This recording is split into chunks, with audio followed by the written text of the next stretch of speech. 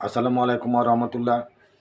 বাংলাদেশের রাজনৈতিক প্রেক্ষাপটে বর্তমানে অনেক ধরনের অস্থিরতা বিভিন্ন দিক থেকে লক্ষ্য করা যাচ্ছে। আমরা যদি প্রথমেই বলি তাহলে বলতে হয় যে 5ই আগস্টের যে বিপ্লব, যে গণ অভ্যুত্থান, সেখানে যারা নেতৃত্ব দিয়েছিলেন ছাত্র সমাজ, বৈষম্য বিরোধী আন্দোলনে ছাত্রনেতারা নেতৃত্বে ছিলেন এবং এদেশের আপামর জনসাধারণ, বিশেষ করে বিএনপি, জামাত ইসলাম, গণ অধিকার পরিষদ, গণজাগরণ মঞ্চ, এক কথায় বাংলাদেশ আওয়ামী লীগ ব্যতি রেখে সমস্ত রাজনৈতিক শক্তি এবং অরাজনৈতিক ব্যক্তিত্ব, নানা গোষ্ঠী এই গণ অভ্যুত্থানে সমর্থন জুগিয়েছে, অংশগ্রহণ করেছে। এটি একটি চরম বাস্তবতা, এটা কেউই অস্বীকার করে না। কিন্তু সমস্যা দাঁড়িয়েছে ছাত্র সমন্বয়কারীরা আবার নতুন একটি রাজনৈতিক দল করতে চাচ্ছেন, সেটি নিয়ে। তারা একটা রাজনৈতিক দল করবেন, সেটিও কোনো সমস্যার কোনো কারণ নেই।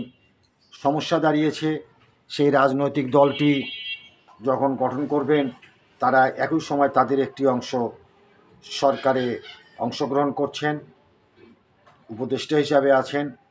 এটি মানুষের কাছে বা বিভিন্ন রাজনৈতিক দলের কাছে খুব ভালো লক্ষণ প্রতীয়মান হচ্ছে না। তাদের বক্তব্য একেবারেই সাদামাটা এবং পরিষ্কার।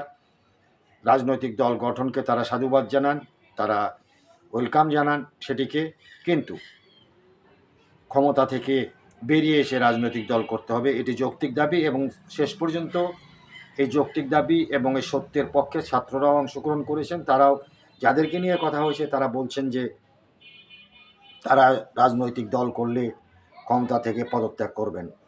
এবং একটা গুঞ্জনও উঠেছিল যে আসিফ মহোদয় এবং নাহিদ মহোদয় দুজনেই পদত্যাগ করছেন 15 তারিখের মধ্যে। নাহিদ মহোদয় এটি বলেছেন যে এখন পর্যন্ত তারা সেরকম কোনো সিদ্ধান্ত গ্রহণ করেননি। এটি একটি দিক। আরেকটি দিক নতুন করে হঠাৎ করে আবির্ভূত হলো, সেটি হলো ডক্টর মোহাম্মদ ইউনূস, তত্ত্বাবধায়ক সরকারের প্রধান উপদেষ্টা। তিনি দেশের বাইরে একটি সাক্ষাৎকারে, একটি পত্রিকার সঙ্গে সাক্ষাৎকারে বলেছেন যে ছাত্রদের এই নতুন দলের পিছনে তিনি উৎসাহিত করেছেন তাদেরকে। তার ভাষায় ঠিক বলা যাচ্ছে না, এটা আমি আমার মতো করে বলছি, উৎসাহিত করেছেন।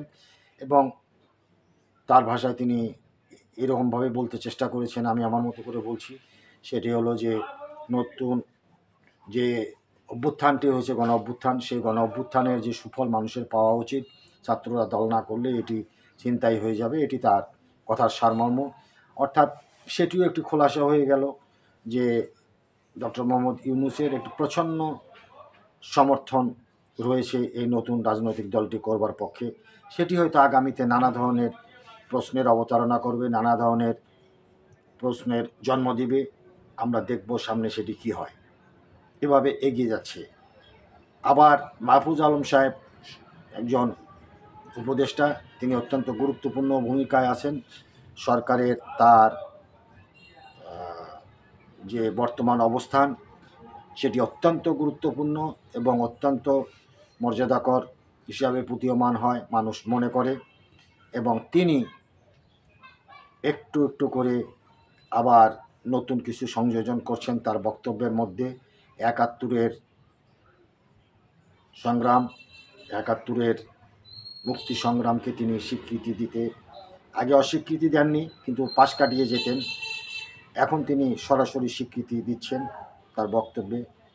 এটি একটি দিক। জামাতও ইনিয়ে বিনিয়ে বলবার চেষ্টা করছেন ৭১-এর মুক্তিযুদ্ধের কথা, এটি আরেকটি ভালো দিক। এভাবে এগিয়ে যাচ্ছে। নির্বাচন আসলে সত্যিকার অর্থে যত ঘনিয়ে আসবে, এক ধরনের প্রতিযোগিতা, আমরা এটাকে বলবো রাজনৈতিক নির্বাচনী প্রতিযোগিতা তৈরি হবে। সে প্রতিযোগিতায় নানা ধরনের আলাপ আলোচনা আসবে, নানা ধরনের যুক্তিতর্ক আসবে, যুক্তি পাল্টা যুক্তি আসবে, এভাবে দেশ এগিয়ে যাবে। কিন্তু মানুষের প্রত্যাশা যেন কোনো হঠকারী পরিস্থিতি তৈরি না হয়। এই প্রত্যাশা একেবারে সাধারণ মানুষের, কারণ দীর্ঘ একটা সময় ফ্যাসিস্ট রেজিমের অত্যাচারে অত্যাচারিত মানুষ নানা ধরনের ভোগান্তির মধ্য দিয়ে সময় পার করেছে। এখন একটি সুখী সমৃদ্ধ জাতি হিসাবে নিজেদেরকে তৈরি করতে চায়, একটি সুন্দর বাংলাদেশ দেখতে চায় এবং সবাই যেন সে স্বপ্নটা দেখে, এটা মানুষের প্রত্যাশা। সে প্রত্যাশা পূরণ হোক এবং সে প্রত্যাশা পূরণে সমস্ত রাজনৈতিক পক্ষসমূহ একযোগে কাজ করবেন।